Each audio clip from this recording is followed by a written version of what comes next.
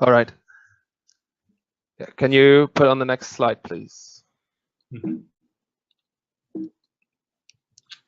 Thank you. So as you can see here, Yunnan is located in the southwest of China, bordering several Southeast Asian countries such as Vietnam, Laos, and Myanmar. Because of that, it's seen as a gate to these markets and has quite some significant infrastructure, and is being further developed in the scope of the One Belt, One Road project in the next years. And the climate in Yunnan is ranging from quite mild and warm to almost tropical in the very south. Okay. Yeah. Sorry. Yeah. And as you all know, the east and southeast of China is quite industrialized and developed, but some other parts of China, such as the west and southwest, only recently have started to catch up. And to develop these regions is actually part of the current 5-year plan by the national government, which is why they are pushing certain regions and certain sectors in these regions. And one of these sectors in Yunnan is agriculture and food. And the promotion comes with all kinds of benefits for local companies, but also for UK companies. That could be all sorts of investment incentives, such as tax deductions. There are several funds available, but that heavily depends on where we're looking at specifically. As you can see in the chart, the economy in Yunnan has grown a lot in the last few years. Currently got over 9% growth rates and a GDP of over 1.6 trillion RMB, which equals around 180 billion pounds. Just some quick facts and figures about the province. Yunnan province has a population of over 45 million people and is bigger than the UK and Denmark combined, just so you have an idea of how big the place actually is. And it is one of China's major agricultural provinces. The most important crops there include natural rubber, wine, tobacco, tea, leafy vegetables, exotic fruit, nuts, mushrooms, rice, and much more. There's also quite a big livestock industry there. And the capital, which I'm just going to mention here quickly, is Kunming, which is where we will be staying, at least for some time, certainly on the first day, which you can see here. It's quite central in Yunnan. One of the places we visited last time is a city called Yuxi, around 80 miles south of Kunming, which Nick is going to talk about later. Right. Yeah, so I think I can hand over to Nick, or the other Nick, I should say. And he's going to talk a bit about our last Agrotech mission from November. Thank you. Okay, so again, like Nick, I should introduce myself. Nick Rousseau. I've set up something called Unconventional Connections a few years back, basically building collaborations with China and other countries, providing kind of matchmaking services. And I've had a focus and interest in food and agriculture, and particularly given the UK government is keen to build links with China on this because they see significant opportunities. Yunnan is a province which has not been approached in that sense as yet, but I'm in touch with colleagues in Beijing and elsewhere. I should say I was in the UK government before I left for my consultancy. So very keen to work with ConnectChina. They don't have a unique focus on agriculture and food technology, so we kind of work quite well together. So we had a visit out in November, which was an initial sort of scoping visit to understand the nature of agriculture and the kinds of opportunities that there are there, and I'll talk you through that now. So the program in overview, we arrived on a Sunday, had a bit of time to relax, get acclimatized, had a dinner and a briefing from the ConnectChina team, and then the first day, on the Monday, we had a round table with senior managers from the Yunnan provincial government, the university, some of their leading institutes, and the Yunnan State Farm Group. And then we went over to Yuxi City, where there was an innovation event, and we were welcomed as VIPs there. And again, had meetings with the city government officials, heads of their agriculture department, and they were keen to explore ways in which the UK could help them with some of their agriculture and food production challenges. And then the subsequent 2 days were involved in field visits and further meetings, and I'll go into a bit more detail about those.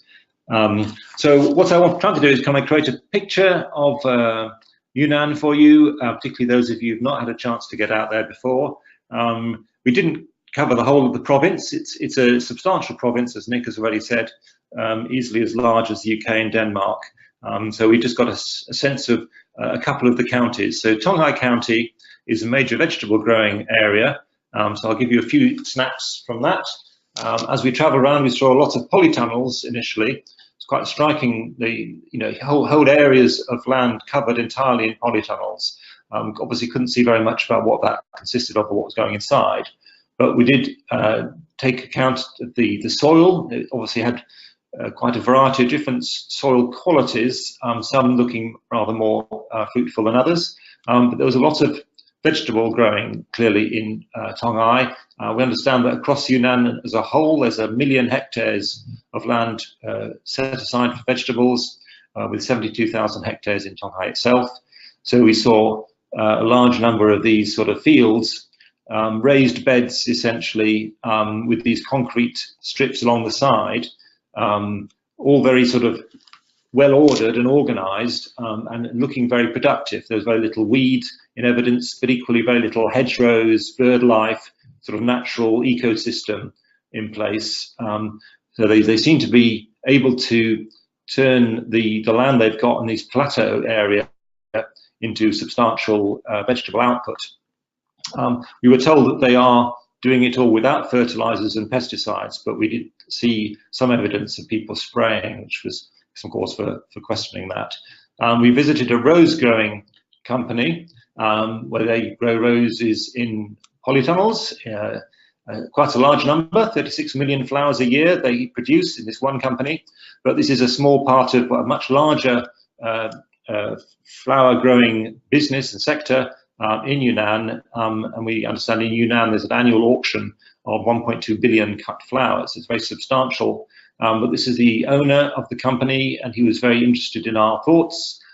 He was surprisingly kind of open to comments on the methods they've got, the nature again of the soil, are they supporting it? But again, we saw evidence of use of fertilizers and pesticides. And he was keen to find ways of alternative ways of dealing with pests, and he thought we might be able to help with that.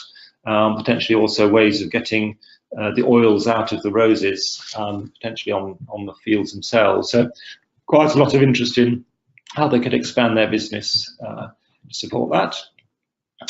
We then had a visit to a food colouring company. So this gentleman produces a range of different food colouring products from raw materials that are grown in Yunnan. We saw some of his manufacturing facilities.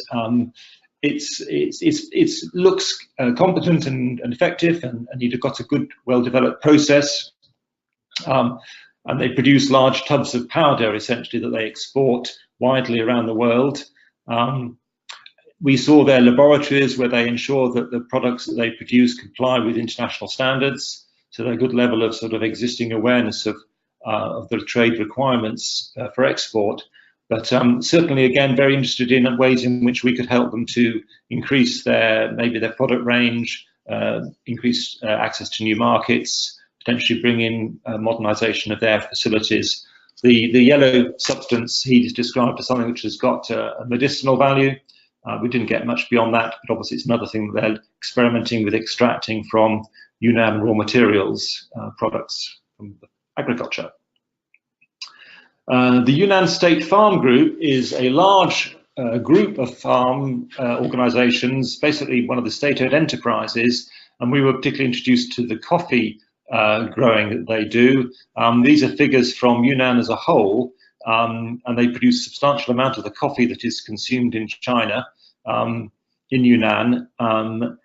Again, not the latest machinery one suspects, but seem to be effective.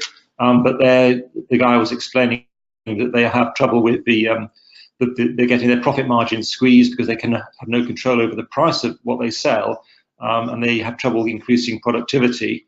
The farmers themselves, because it's a state-owned company, they don't have the levers that a private company might have to incentivize people to work harder. We then were introduced to the wider product range and set of companies that fall under the Yunnan State Farm Group, and a significant and fairly broad range of different areas they're involved in. They also have a kind of role as they described it as aircraft carrier with a sort of fleet of ships following along behind. So I think the government looks to them to provide leadership and help other companies to take their products out to foreign markets. So they were keen again to talk to us about how we could help with increasing their profit margins, potentially achieving organic certification for some of their products, if that would open up new sales opportunities and enable them to sell at a higher price. So again, an interesting conversation. Different kind of introduction here to Qilu Lake. This is a very substantial lake in Tonghai County, which is fed with 14 different rivers from across the agricultural area. So it reflects a total catchment area, which is very sizable, where a great deal of agriculture goes on. And this gentleman gave us a briefing on the difficulty they've got with levels of phosphorus and nitrogen within the lake that are essentially polluting it. And they've got a substantial program where they are looking to try to reduce that, both through sort of reducing the flows in and improving the water itself. And they're investing 4 billion RMB in this project. And there's basically 6 strands of activity, starting right up in the mountains, and the way in which the cities and the villages farm, treat their water, the way in which the water is managed going into the lake, and then channels around the lake that we saw being constructed. This is a 3-year program. I think they're in their 2nd year now. But again, we were asked by the Tonghai regional government for suggestions on how they could increase this or improve this program. We were introduced to a new development, what they refer to as a sort of smart agriculture town or intelligent agriculture town, which is being developed as we speak over the next 2 or 3 years. And they want this to be a demonstrator as well as a working hub of agriculture trade and activity. So they want to use Internet of Things and product tracing technologies to support the sale of agricultural products so that people know exactly where they've come from, that they're confident their safety and their health qualities. It's backed up by a large technology firm in Chongqing, and they really want it to be a sort of showcase for the value of agriculture, in particular the sort of the health benefits of food, explain to people where food comes from, a lot more visibility. As those of you who know anything about the food situation in China, there's increasingly concern among consumers about, can they trust the source of food? What pesticides and chemicals have been involved? Have they been adulterated in different ways? So this is all about trying to kind of make all that more visible. So just a few particular zones. They're looking to set up initially a product processing cold chain area as the first kind of development. They want to build an online trading system for agricultural products. The fields here are intended to demonstrate sort of modern agricultural practices, methods and technologies. Big focus on education, on welcoming families and young people to learn about agriculture, where food comes from, and to provide training. And they want to have a sort of international focus as well, an exhibition centre and an opportunity to showcase some of the technologies and approaches from around the world. So that again seemed to be a good base for building collaborations with the UK. I should say we didn't see all of Yunnan, so we didn't get a chance to visit their agricultural university or any of their research institutes. One institute I'm particularly interested in is the Institute for Resource Insects, So the agriculture university, from my reading, doesn't seem to be sort of an excellent research centre necessarily, but they do have a number of these specific and specialist research institutes. We met someone from a botany institute, and they may be better sort of sources of excellent research collaboration. As I say, we didn't get to other counties in the province where there's livestock production or fruit and nut growing, but we know that is substantial. And so, to summarise, we think there are substantial opportunities. If you think of Yunnan like a country in itself, there's more than enough for the appetite that we would potentially be able to bring to it. There's potential for R&D collaboration with universities and businesses, particularly around sort of improving farming methods or extracting new products from the farm material. There's, I think, quite a lot of interest in demand and in consulting and technology, how to reduce fertilizer use, alternatives, ways of managing pests, water management, wastewater treatment, and I say organic farming. We learned about grants that are available directly to local companies that can support them in their growth and modernisation. And that means, therefore, that if they buy into some technology or expertise from a UK partner, that company can get some financial support, which helps to make it more affordable for them.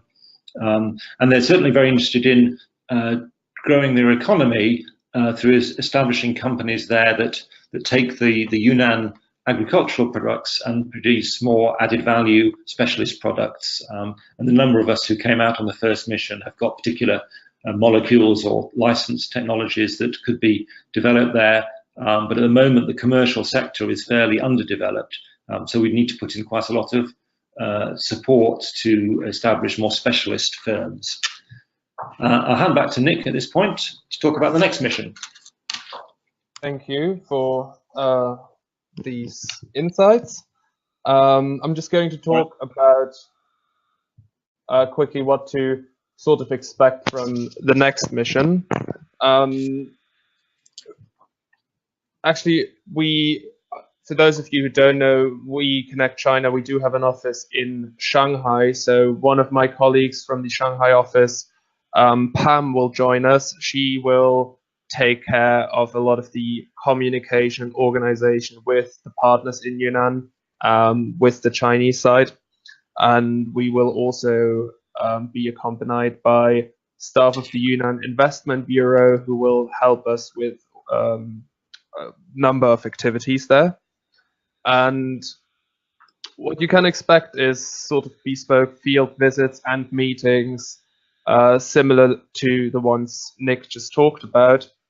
This can include, or will include, relevant government departments and relevant agricultural companies. And yeah, we've already sort of mentioned the areas that are under focus in Yunnan. There are more, but the ones we were introduced to the last time were organic farming, environmental protection, water treatment, food processing, soil and groundwater remediation. But as I said, there are others as well.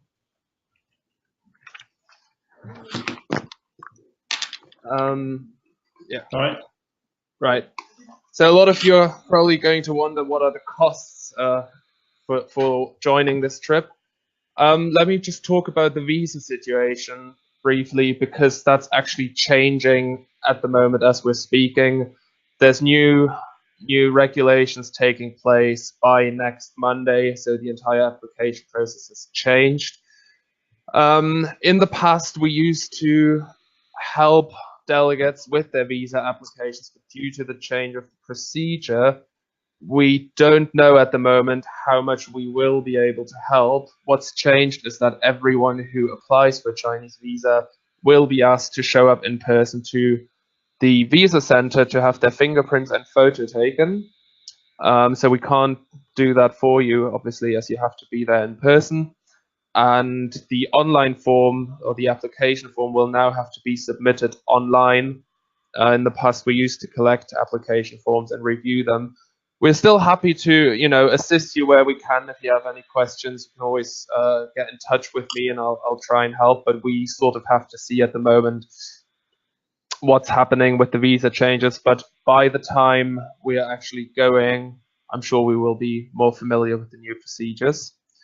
One thing you will need in any case to get a business visa for China is an invitation letter. If you have partners in China or a company registered in China already, you might be able to have an invitation letter issued through them. Otherwise, we can do that for you, which we would charge £60 plus VAT for. Forgot to mention the fees. As you can see, a regular visa application costs £151 and an express service £182. Regular service usually takes about 3 to 4 working days, and express visa will shorten it down to 2. So if everyone applies in time, regular visa service should be absolutely fine. You will have to pay for your flights. I've had a look online. We strongly suggest taking flights that sort of arrive at the morning in Yunnan morning or noon, early afternoon, so that you have some time to get comfortable and then be able to join the dinner. I've found flights from Manchester Airport with KLM via Amsterdam and Beijing, which would be £360. And from London, a similar flight with KLM as well would be £595. If you're looking to fly business class, that would be around £2,000. We would be happy to book flights on your behalf if you want. Obviously, you're more than welcome to have a look yourself, see if you find anything better or more direct options. But yeah, the accommodation, we're going to stay in the Crown Plaza Hotel at least for the first night, but maybe longer. That all depends on the program. A night there is approximately around £60. It is quite likely that we will travel through the province and therefore stay in other places as well, but we can expect that other places will at least not be more expensive than that, because usually Kunming, being the capital, is the most expensive one. Obviously, I have to say that all these prices listed here are always subject to change and availability, so this is just so you have a sorry, just for you to have a rough idea of what we're looking at. We also do recommend to get immunization, in which case we're not medical experts, so we always recommend talking to your GP. The standard immunization for China would include polio, tetanus, typhoid, and hepatitis A. And it is also recommended that you take out private health insurance. Another thing would be that we highly recommend having your business cards translated in Chinese, as it's still very common practice to exchange business cards in China, and it's always highly appreciated if you have them in both English and Chinese. If you would like us to translate them for you, we can do that. We would then have them delivered to Kunming, so you will receive them upon arrival. And also, if you have any other material that you would like to have translated into Chinese, whether that would be presentations or any documents, you can always get in touch with us and we can help you with that. So how can you get involved? And that's also, I'm also going to explain a bit the process of how the mission comes to life. The first step is always to fill in an application form, which is in our info pack. I think I have sent it to most people. If anyone does not have the information pack, I can send it out again. In the information pack, you find all sorts of information on Yunnan, but also that application form. If you fill in that application form, it's going to ask you sort of what your company is and what you'd be interested in to sort of do in Yunnan. Despite the name, it is not an application in a way that you would have it's not a commitment yet. It's just sort of to express interest. We then collect these forms and submit them to the Yunnan Investment Bureau, who are going to check these application forms. They're going to review them and basically see if your business or what you're interested in would be compatible with Yunnan.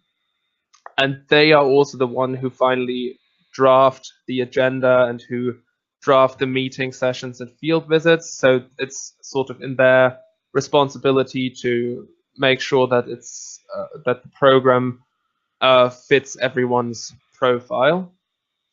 And then if they are happy for you to come, then we would start organizing visa, flights, accommodation, translation, everything that would be necessary, where we will help you with where we can. And then we will also support you throughout the visit. My colleague Pam will help you with any sort of communication with the Chinese side or anything that's going to have to, that needs communication with our partners in Yunnan. And I will be there as well, trying to help you with anything that might occur on the side, so to say. Yeah, and afterwards, obviously, if it was hopefully a beneficial visit for you, we are also organizing follow-up visits, and we will support you in your communication with China. If there's people you need to speak to again, people you need to get in touch with, we're there to help. And at later stages, if there was some more substantial business going on, we also have a range of business support services, so we could help you with setting up a representative office, for example, or if you'd be looking to form a joint venture with a Chinese partner, then we could help you with that as well. Right, that's it for now. I hope the process or the presentation sort of clarified what to expect from the visit. And yeah, if you have any questions, or Nick, do you want to add anything? No, I think we might as well open up for questions now. We've got quite a good number of people on the line. I'm just thinking about the best way to run this. I've just seen Joe come past the camera. Yeah. So if you want to, if you've seen how to type in questions, should be a thing on the right-hand side which says questions, and you can type in a question, and then we can respond to that so you can all see. I think we could potentially open it up and see how it goes with sort of unmuting everyone and then hearing together. Yeah. I'm trying to do that. Unmute all. Doesn't seem to want to do it for some reason. Why is it not? It's not letting me do that. Oh. I can unmute people individually, it seems. Okay, I'll try that. It is unmuted. I think it's gradually coming, maybe. Would anyone like to kick off with any questions to Nick or myself?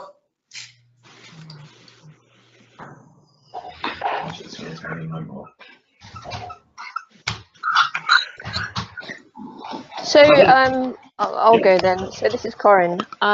So Nick, what is your practical experience of working with Chinese companies in, say, somewhere like Yunnan? Which Nick? Either one, it doesn't really matter. What's your practical experience of working in China? Well, we are a business consultancy that works only with China. So the name ConnectChina, we've been running for 14 years now. So we've quite a lot of experience working with Chinese companies, both in China and the UK.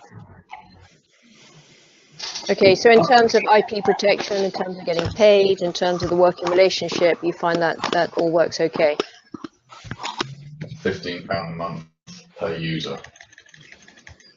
Sorry, could you repeat that question, please? Didn't quite catch that. I'm just saying, you know, all these sort of obvious problems of working with China, you don't find that to be a problem. So IP protection, getting paid, the actual practicalities of a working relationship. Oh no, yeah. Well, obviously we do. We Canada, Ireland, Canada, USA.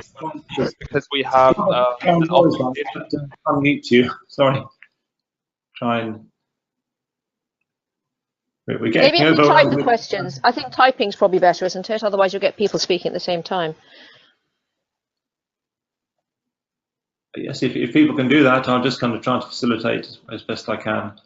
But I think we've got, you're asking about the practical issues, and I'm sure everyone will have heard of these issues in China, and there are challenges. I think getting money out of China can be a challenge.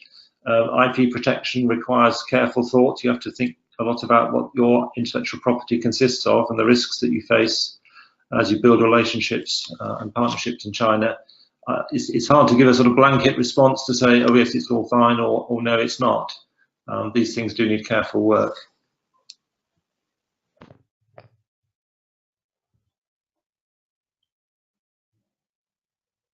I mean, have you got a? I'm not quite sure what you're trying to get from this, Maureen. I think the point to make is that ConnectChina and ourselves, like Connect have got a joint venture with a partner in China, so they got some practical experience of that.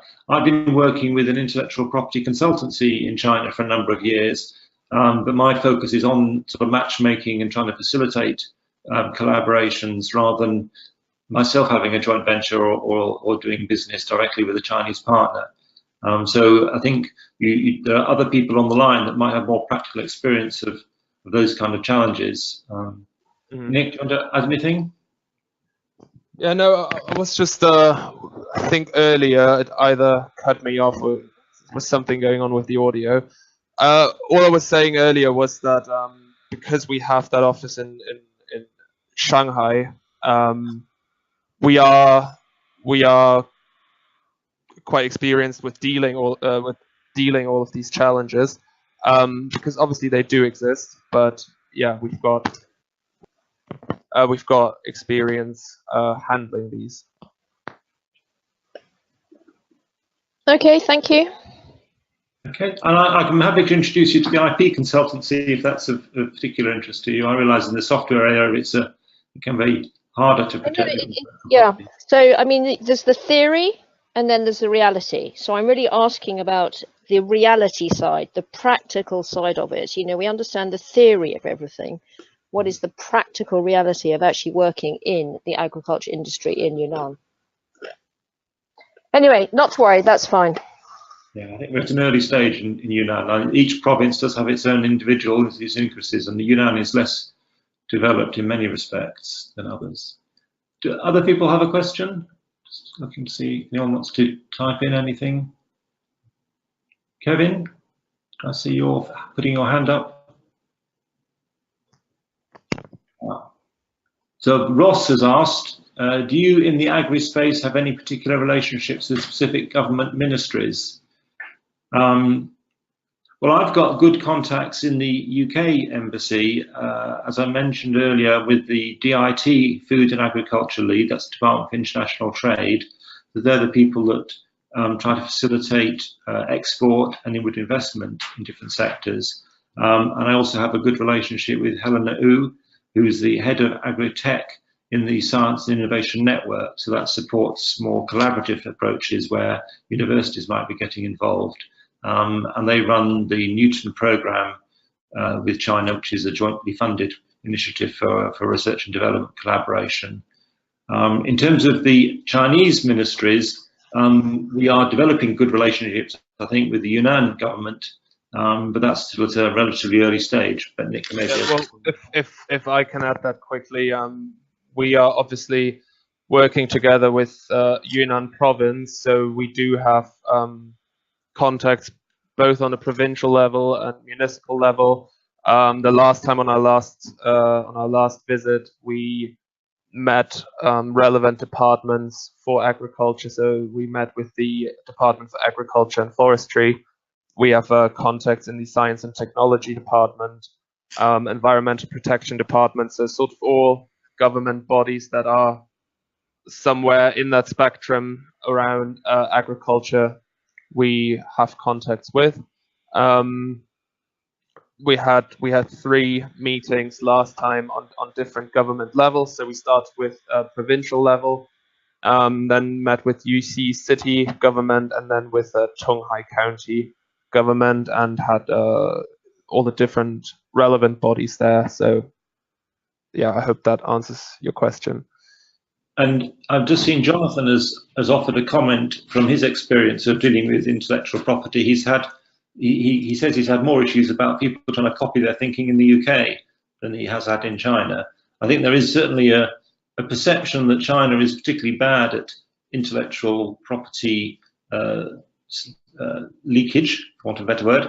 But I certainly am under the impression that this can happen anywhere if you're not careful and don't have appropriate safeguards in place. I think that the trick is to understand the business environment and the particular way in which you can protect your intellectual property, and then develop solutions particular to that. I've got a question from Kevin Tilston. Aside from the direct costs you quoted, what are your costs to delegates attending the missions? Nick? Yeah, the answer is nothing, because we have a contract with Yunnan government, so joining the actual mission will be free.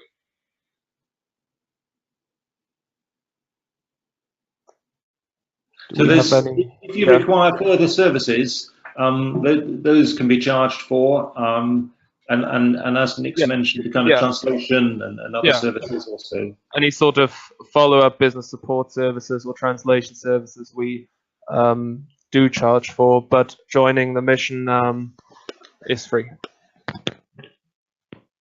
Okay, any other questions people want to ask? So I guess it would be useful to get a sense of whether this is starting to sound like something people want to sign up for, or as Nick said, you can express interest at this stage without making any commitment, and that means that you'll get some feedback from Yunnan as to whether they think what you've got to offer is relevant and useful to them. Maybe if you could indicate. Right, so Kevin says he's very interested. That's good. Oh, right. Kevin Tansey is asking us, another Kevin, I hadn't spotted that, asking, did you feel that there was a need for geospatial tools and analysis to make these agricultural systems smart? Are they aware of satellite data? I don't think we got into that kind of detail. I think there's certainly an aspiration to use the latest technologies to support agriculture. But currently, a lot of the agriculture that goes on is at a fairly basic level, albeit based on a lot of expertise amongst individual farmers.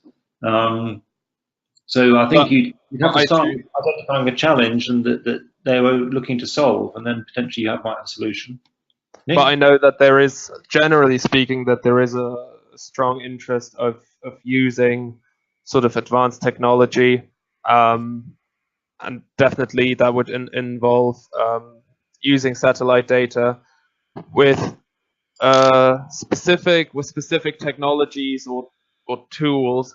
I mean, I don't have an agricultural background myself, so I don't know if Nick might be able to say more about that. But what I can say at this point is that if you have any sort of questions like that that are quite specific, those are all things you can include in the application sheet, and you can always forward questions to either of us, and then we can see if we can get that information for you up front. I think that an observation I'd make is that any technology has to interface with the people doing the farming, and the technology may provide very valuable data about conditions, about crop yields, about a range of environmental factors that would, could be useful for a farmer, but the farmer has to be able to then interpret that and make sense of it. And that's something which I think we are keen to look at, but there's a training requirement there. And I'm talking to UK colleges and others, because I think that we are in touch with the education department as well, to look at how we could bring kind of help with developing skills into the province. As I say, it is one of the least developed provinces of China, so you have to start with a realization of that. And in terms of managing change, you may have a challenge unless you can demonstrate clearly the value to the individuals, and they have, they're working pretty hand to mouth, making potentially reasonably good living at the moment. So it's introducing big changes is going to be a challenge.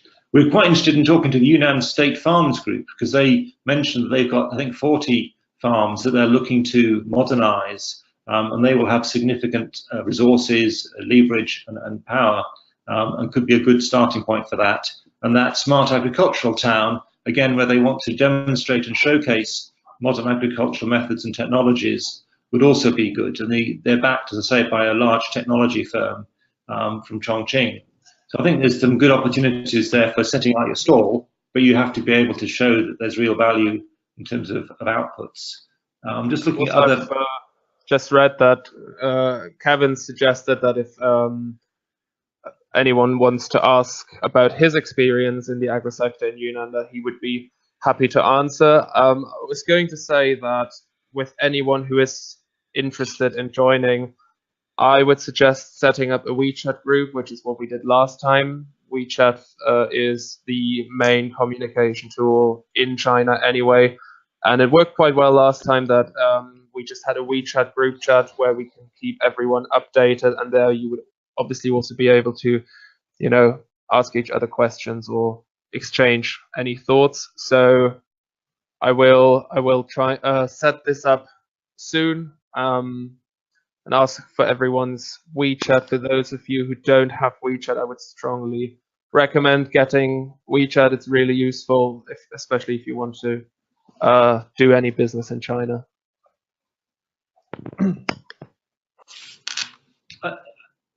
It might help for me to say a bit more about my position, and I say my aim is to act as a matchmaker and facilitator in the specific area of agriculture and food production, talking to Chinese companies that are looking for solutions or ways of improving their productivity or their sustainability, indeed.